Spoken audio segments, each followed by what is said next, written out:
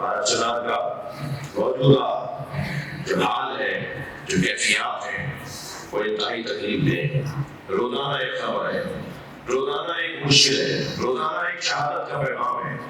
رستے بند ہیں، چھوٹے بچوں کے لیے، بیماروں کے لیے، ضعیفوں کے لیے مشکلات میں اضافہ ہے۔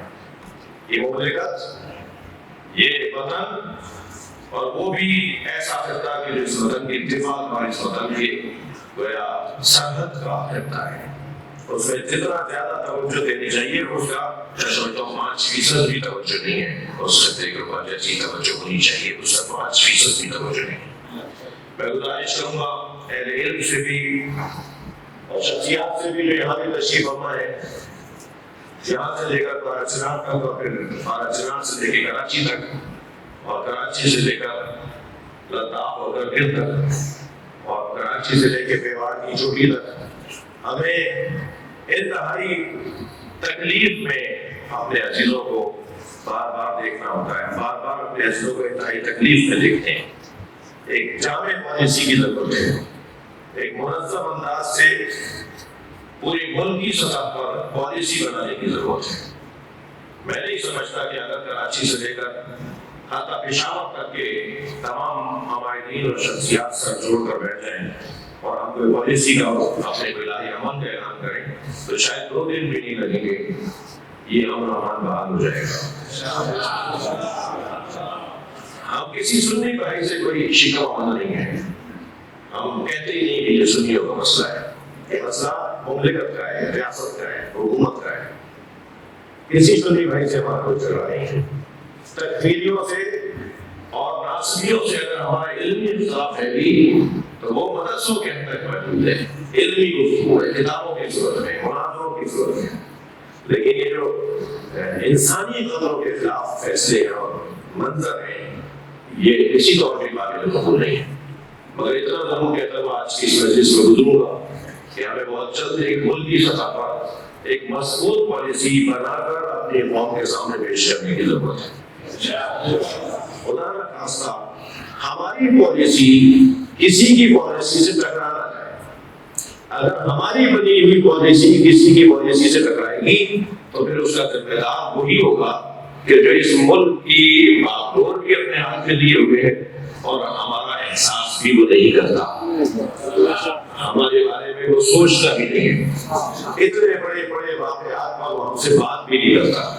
میں ان جوانوں سے بس ایک جملہ کہہ کر آگے بڑھوں گا کہ انتظار کیجیے، کچھ دیر اور رکیے، اگر آئندہ کچھ مدت میں ہمارے ساتھ انصاف نہیں کیا گیا تو پھر اجازت دیجیے کہ ملک کی سطح پر ایک ایسا کوئی اجلاس، کوئی ایک ایسا مشاورتی عمل گزارا جائے کہ جس کے اندر بارہ چنار سے متعلق ایک پالیسی کا اعلان کیا جائے۔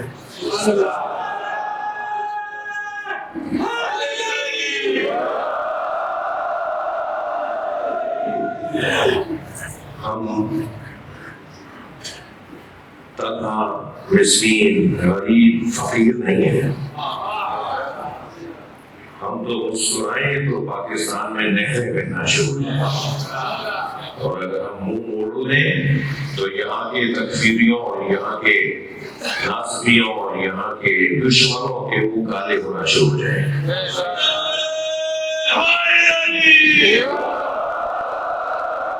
پیسہ ہمارے پاس کم نہیں ہے، دولت ہمارے پاس کم نہیں ہے، اعتماد اور اعتبار ہمارے یہاں مسلسل تیزی سے بڑھتا چلا جا رہا ہے۔